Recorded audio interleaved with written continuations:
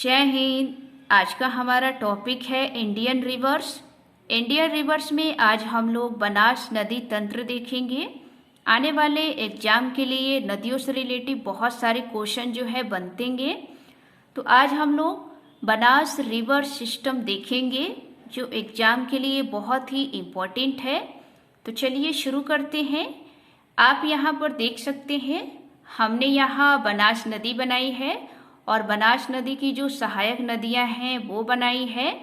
आप किसी एग्जाम की तैयारी कर रहे हैं तो आप अपने कॉपी में नोट्स इसी तरीके से बना लीजिएगा। तो चलिए शुरू करते हैं। आप जानते हैं कि राजस्थान की एक नदी है बनास नदी, जो बहुत ही प्रमुख नदी है। ये नदी देख सकते हैं आप, ये बनास नदी है। बनास नदी का उद्गम जो है राजसमंद से होता है और ये खमनौर की पहाड़ियाँ से ये नदी निकलती है। अगर आपसे एग्जाम में स्थान पूछा जाए तो आप राजसमंद बताइएगा। अगर पूछा जाता है कि बनास नदी किस पहाड़ियाँ से निकलती है तो आप बताएंगे खमनौर की पहाड़ियाँ से। तो आप देख सकते हैं बनास नदी का उद्गम राजसमंद के खमनौर की पहाड़ियाँ से होती है और ये नदी बहते हुए इधर आप देखेंगे सवाई माधोपुर में जाकर एक स्थान पड़ता है पदरा गांव, वहाँ पर जाकर ये चंबल नदी में मिल जाती है। तो आपने देखा कि ये जो बनास नदी है ये 6 जिलों से होकर बह रही है। तो हमें इन 6 जिलों के नाम भी पता होना चाहिए। पहला तो आप देख सकते हैं बनास नदी राजसमंद से होकर निकलती है, तो पहला जिला तो राजसमंद हो गया। उसके बाद ये नदी चित्तौड़गढ़ में जाती है। चित्तौड़गढ़ के बाद ये भीलवाड़ा में प्रवेश करती है। भीलवाड़ा के बाद ये अजमेर जिले में। अजमेर के बाद ये टोंक जिले में। टोंक के बाद ये सवाई माधोपुर में जाकर एक स्थान है पदरा गांव, वहाँ पर जाकर ये चंबल नदी से मिल जाती है। तो इसका विलय हो गया चंबल नदी में और इसका उद्गम स्थान हो गया राजसमंद खमनौर की पहाड़ियाँ और 6 जिले हो गए। इनके नाम भी आपको नोट करके रखना है। तो ये दोस्तों बनास नदी का हमने पूरा देखा। अब इसी बनास नदी पर कौन कौन से बांध बनाए गए हैं इसके बारे में देखेंगे, क्योंकि एग्जाम में बांध से संबंधित बहुत सारे प्रश्न पूछे जाते हैं। तो बनास नदी जब निकलती है राजसमंद से, तो राजसमंद में ही एक बांध है नंद संबंध बांध, जैसा कि नाम से ही मैच हो रहा है, राजसमंद से नंद संबंध। ये जो नंद संबंध बांध है ये राजसमंद की जीवन रेखा कहलाता है। एग्जाम में पूछा गया है कि बनास नदी पर बना बहे बांध कौन सा है जो राजसमंद की जीवन रेखा के नाम से जाना जाता है, तो आप बताएंगे नंद संबंध बांध। उसके बाद आगे बढ़ेंगे तो इसी नदी पर चित्तौड़गढ़ में एक बांध बना है मृत कुंडिया बांध। मात्र कुंडिया बांध जो है कि बनास नदी पर चित्तौड़गढ़ में है, ये भी एग्जाम में पूछा गया है। फिर आप देखेंगे आगे चलकर इसी नदी पर त्रिवेणी संगम बनता है, क्योंकि एग्जाम में त्रिवेणी संगम से प्रश्न पूछा भी गया है कि बनास नदी पर पहला त्रिवेणी संगम कहाँ पर बनता है, तो आप देख सकते हैं भीलवाड़ा जिले में। त्रिवेणी संगम का मतलब होता है 3 नदियों का मिलन स्थान। जब 3 नदियां एक स्थान पर मिल जाती हैं तो उन्हें त्रिवेणी संगम कहते हैं। तो भीलवाड़ा में आप देख सकते हैं एक नदी इधर से आ रही है बेचड़ नदी और एक नदी इधर से आ रही है मेनाल नदी। ये दोनों नदियां कहाँ पर मिल रही है, बनास नदी में। तो 3 नदियां हो गई। तीनों नदियों के मिलन स्थल कहाँ है, भीलवाड़ा में, और इसी को त्रिवेणी संगम कहा जाता है। ठीक, नदियों के भी नाम याद रखने हैं, कभी कभी नदियाँ पूछ ली जाती हैं। फिर ये नदी आगे अजमेर में बढ़ते हुए यहाँ पर दूसरा त्रिवेणी संगम बनाती है। एग्जाम में पूछा गया है कि बनास नदी पर दूसरा त्रिवेणी संगम कहाँ पर बनता है, तो आप बताएंगे टोंक जिले में। और टोंक जिले में भी कहाँ पर, राजमहल में, ये पूछा गया है। तो टोंक जिले में एक स्थान है राजमहल, वहाँ पर बनास नदी पर दूसरा त्रिवेणी संगम बनता है। और यहाँ पर आप नदियाँ देख सकते हैं, इधर से एक नदी आती है खारी, और इधर से आप देखेंगे दाईं ओर से आती है डाई नदी। ये दो नदियाँ बनास में मिल जाती हैं, तो तीनों नदियाँ मिल गई यहाँ पर, और ये त्रिवेणी संगम बना देती हैं कहाँ, टोंक जिले में राजमहल। ठीक, तो ये दोस्तों दूसरा त्रिवेणी संगम हो गया बनास नदी पर। आगे जब बढ़ेंगी तो टोंक जिले में ही बनास नदी पर एक बांध बना है, बिसलपुर बांध। ये बांध बहुत ही इम्पोर्टेंट बांध है, इससे बहुत सारे प्रश्न जो है एग्जाम में पूछा गया है। आप अपनी कॉपी में नोट कर लीजिए। बिसलपुर बांध की विशेषता ये है कि ये राजस्थान की सबसे बड़ी पेयजल परियोजना है। एग्जाम में पूछा गया है कि राजस्थान का सबसे बड़ा पेयजल परियोजना बांध कौन सा है, तो आप बताएंगे बिसलपुर बांध। ये कहाँ पर है, टोंक में। किस नदी पर है, बनास नदी पर। दूसरी बात ये है कि ये जो बिसलपुर बांध है ये कंकरीकृत निर्मित बांध है, यानी कि ये कंकड़ से बना है, यानी कि कंक्रीट बांध। ठीक, तीसरी विशेषता ये है कि इस बिसलपुर बांध से रंगीन मछलियाँ मिलती है। तो ये रंगीन मछलियों के लिए बहुत ही प्रसिद्ध है, यानी कि कलरफुल फिश जो है इसी बांध से मिलता है। तो एग्जाम में पूछा गया है कि कलरफुल यानी कि रंगीन मछलियाँ जो हैं किस बांध से मिलती हैं, तो बिसलपुर बांध से। तो ये विशेषता है बिसलपुर की, आप अपनी कॉपी में नोट्स कर लीजिएगा। आगे आप बढ़ेंगे तो सवाई माधोपुर जिले में एक बांध है, इसरदा बांध। ये दोस्तों सवाई माधोपुर में है। तो आपने देखा बनास नदी 6 जिलों से होकर बहती है। बनास नदी पर 4 बांध हैं, 2 त्रिवेणी संगम बनते हैं, इसको नोट कर लीजिएगा। अब हम लोग इसकी सहायक नदियों के बारे में देखेंगे जो एग्जाम के लिए बहुत ही इम्पोर्टेंट है। तो आप देख सकते हैं ये नदी इस तरीके से बह रही है। इधर इसका भाग यानी कि ये दाईं ओर का है और ये बाईं ओर का। तो ये बाईं ओर की नदियां हैं और ये दाईं ओर की। तो सबसे पहले हम लोग दाईं ओर की नदियों को देखते हैं। इधर से आप देखेंगे उदयपुर जिला, राजस्थान में एक जिला है उदयपुर, और वहाँ पर एक पहाड़ी है गोकुंदा की पहाड़ी। वहाँ से एक नदी का उद्गम होता है आयड़ नदी। एग्जाम में पूछा गया है कि गोकुंदा की पहाड़ी से कौन सी नदी का उद्गम होता है, तो आयड़ नदी। ये उदयपुर में है। आयड़ नदी पर एक सभ्यता है आयड़ सभ्यता, इसी के नाम पर इसका नाम है आयड़ नदी, क्योंकि इस नदी के किनारे आयड़ सभ्यता रहती है। ध्यान रखिएगा, जब ये आयड़ नदी उदयपुर से होकर बहती है तो यहाँ पर एक झील बनाती है जिसे उदय सागर झील कहा जाता है। पूछा भी गया है कि आयड़ नदी कौन सा झील बनाती है, तो उदय सागर झील।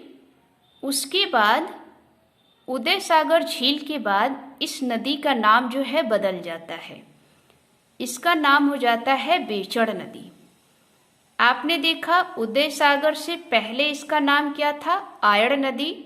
अब उदय सागर झील के बाद इसका नाम क्या हो गया, बेचड़ नदी, क्योंकि जब ये चित्तौड़गढ़ में प्रवेश करती है इस झील में, इस झील के बाद तो इसका नाम बदल जाता है। अब ये बेचड़ नदी जो है ये भीलवाड़ा में जाकर बनास नदी से मिल जाती है।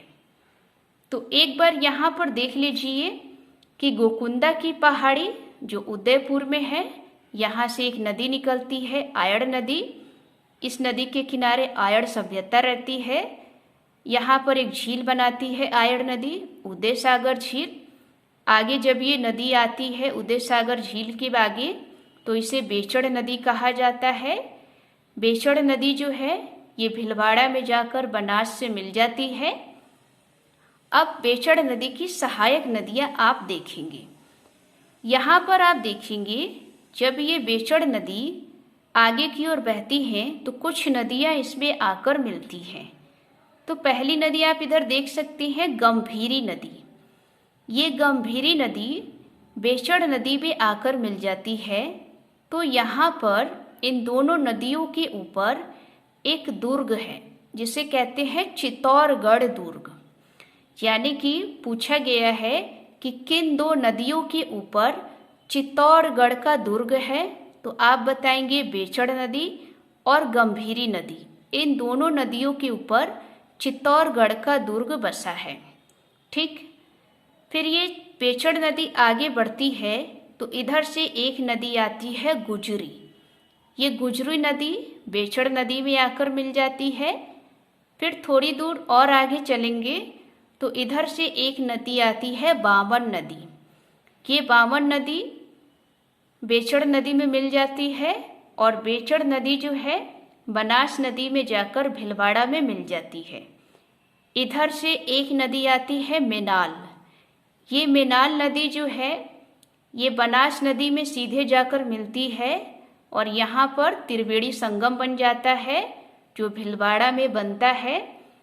तो ये देखा आपने, ये दाईं ओर की नदियाँ थी बेचड़ की सहायक नदियाँ। और जब आप आगे बढ़ेंगे तो इधर से दाईं ओर से एक नदी आएगी डाई नदी। ये डाई नदी जो है टोंक जिले में जाकर मिलती है और यहाँ पर एक त्रिवेणी संगम बनता है क्योंकि बाईं ओर से एक नदी आती है खारी। ठीक, तो ये दोस्तों दाईं ओर की नदियाँ थी। अब जरा इधर बाईं ओर की नदियाँ देखेंगे। बाईं ओर की नदियाँ आप इधर देखेंगे, एक नदी है कोठारी नदी। ये कोठारी नदी जो है राजसमंद की दिवेर की पहाड़ियाँ से निकलती है। तो पूछा गया है कि कोठारी नदी जो है कहाँ से निकलती है, तो राजसमंद। पहाड़ी कौन सी है, तो दिवेर की पहाड़ी।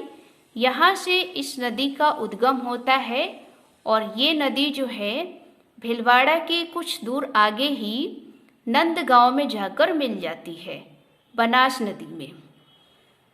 तो आप देख सकते हैं कि कोठारी नदी राजसमंद के दिवेर की पहाड़ियाँ से निकलती है और ये भीलवाड़ा में जाकर यहाँ पर नंदगांव एक स्थान पड़ता है, वहाँ पर बनास नदी में जाकर मिल जाती है।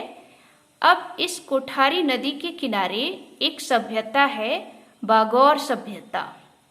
ये इसी नदी के किनारे रहती है। जब आप आगे इस नदी पर देखेंगे तो एक बांध बना है मेजा बांध। ये एग्जाम में पूछा गया है कि मेजा बांध किस नदी पर है, तो आप बताएंगे कोठारी नदी पर। और ये कहाँ पर है बांध, भीलवाड़ा में। एक चीज़ आपको नोट करना है, वर्तमान टाइम में अगर आप देखेंगे तो ये जो मेजा बांध है और ये जो मात्र कुंडिया बांध है, इन दोनों बांधों को आपस में जोड़ दिया गया है। तो इसे आप नोट कर लीजिएगा। पूछा जा सकता है कि किन दो बांध को आपस में जोड़ दिया गया है, तो मेजा बांध और मात्र कुंडिया बांध। नदी पूछा जाए तो आप बताइएगा कोठारी नदी और बनास नदी, क्योंकि ये दो नदियों पर है ये दोनों बांध। ठीक, स्थान भी ध्यान रखिएगा, भीलवाड़ा और चित्तौड़गढ़।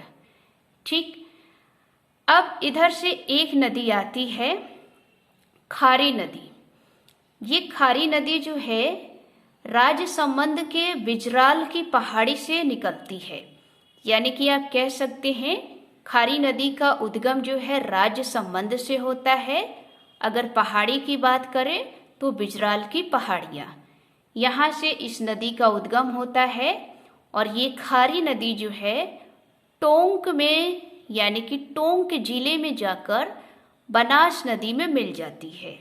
तो यहाँ पर क्या बन गया, त्रिवेणी संगम, क्योंकि आपने देखा इधर से एक डाई नदी आ रही है और इधर से खारी नदी। दो नदियां कहाँ मिलती हैं? टोंक के राजमहल में, और बनास नदी में मिलती है तो त्रिवेणी संगम।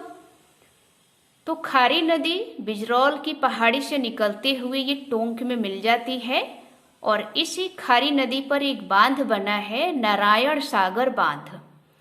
ये जो नारायण सागर बांध है ये अजमेर में है।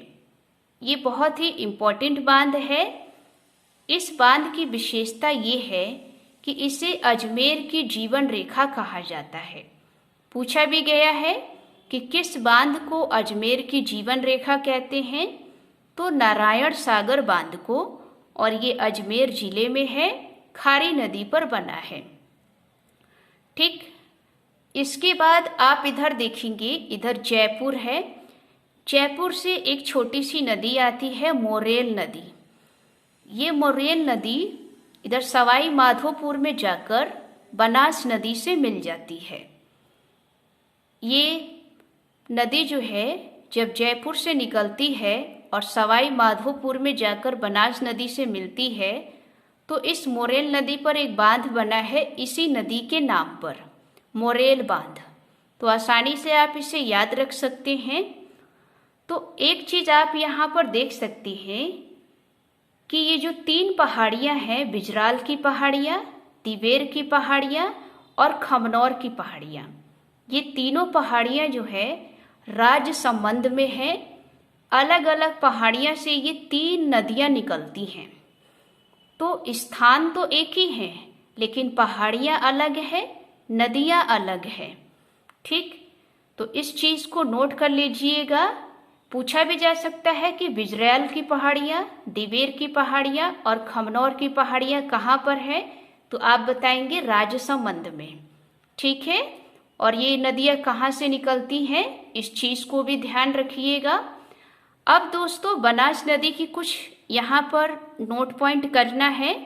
यहाँ पर आप देख लीजिए, आप अपनी कॉपी में नोट कर लीजिएगा। बनास नदी का उपनाम देखें, यानी कि इस नदी को अन्य नामों से भी जाना जाता है। तो इस नदी को वन की आशा, बरनाशा और वशिष्ठी, इस नाम से भी जाना जाता है बनास नदी को। इसका आप बहाव क्षेत्र देखेंगे तो सर्पिला आकार है, यानी कि जब ये नदी बहती है तो इसका आकार जो है सर्पिला आकार हो जाता है। ठीक, लंबाई की अगर बात करें तो बनास नदी की जो लंबाई है 480 किलोमीटर है। अगर सैटेलाइट के आधार पर देखेंगे, यानी कि उपग्रह के आधार पर, तो बनास नदी की लंबाई 512 किलोमीटर है। वैसे इसकी लंबाई 480 किलोमीटर है। बहाव जिले देखेंगे, बनास नदी जो है वो 6 जिलों से होकर बहती है, राजसमंद, चित्तौड़गढ़, भीलवाड़ा, अजमेर, टोंक और सवाई माधोपुर। अगर दोस्तों इसकी मिट्टी की बात करें तो ये जो बनास नदी जो है ये भूरी मिट्टी का बहाव करती है, यानी कि इस नदी से भूरी मिट्टी बहती है, यानी भूरी मिट्टियाँ जो है प्राप्त होती हैं। भूरी मिट्टी को बजरी कहा जाता है, और ये बनास नदी बजरी उत्पादन के लिए बहुत ही प्रसिद्ध है। इस चीज़ को नोट कर लीजिएगा। दूसरी बात आपको यहाँ पर नोट करना है कि मेजा और मातृकुंडिया बांध, इन दोनों को वर्तमान में क्या कर दिया गया है, आपस में जोड़ दिया गया है। जो हमने आपको अभी यहाँ पर बताया, मेजा बांध और मातकुंडिया बांध, इन दोनों को क्या कर दिया है, जोड़ दिया गया है। फिर आप देखेंगे ये जो बनास नदी है ये भूमाफिया हेतु के लिए प्रसिद्ध है, यानी कि जो भूमाफिया होते हैं वो इसी नदी के पास आकर रहते हैं, और इस नदी के लिए बहुत ही प्रसिद्ध है भूमाफिया को। ठीक, तो ये दोस्तों बनास नदी तंत्र के बारे में हमने आपको बताया कि कौन सी नदी कहाँ से निकलती है, इसकी क्या विशेषताएं हैं। आप अपनी कॉपी में इसी तरीके से बना लीजिएगा। तो आज की ये वीडियो आपको कैसी लगी? अगर अच्छी लगी हो तो वीडियो को लाइक कीजिए, चैनल को सब्सक्राइब कीजिए। कल की वीडियो में हम लोग चंबल नदी के बारे में पढ़ेंगे, क्योंकि चंबल नदी जो है वो राजस्थान से निकलती है, मध्य प्रदेश में भी बहती है और उत्तर प्रदेश में भी बहती है। तो राजस्थान, मध्य प्रदेश और उत्तर प्रदेश, इन तीनों राज्यों में चंबल नदी के बारे में जानेंगे। तो कल की वीडियो हम लोग चंबल नदी के बारे में देखेंगे। तो मिलते हैं कल की वीडियो में। अगर वीडियो अच्छी लगी हो तो वीडियो को लाइक करें, चैनल को सब्सक्राइब करें। जय हिंद, जय भारत।